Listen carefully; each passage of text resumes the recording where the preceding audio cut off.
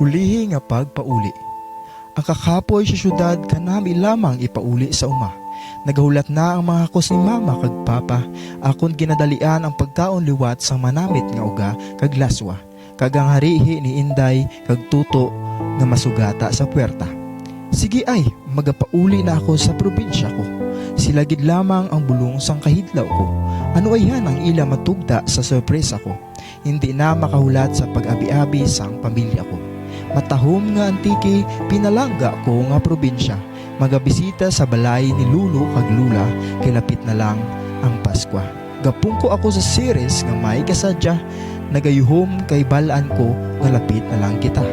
Apang sa pitik sang pila ka segundo, naglupok nga daw bukal ang mga plano. Hindi mabalaan kung sa diin pakadto, gusto ko lang gid makapauli sa balay ko. Singgitan sa kahulba, kapot diri, kapot dito. Wala na ako kabalo sa kung ano himuon ko.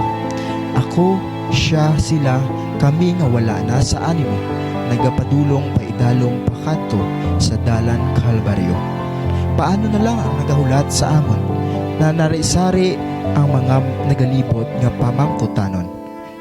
Indigin mabaton ang kahimtangan namon, tugtog diri na lang ang pagpauli namon.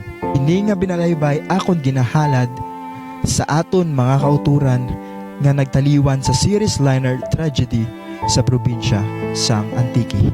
Kag salamat.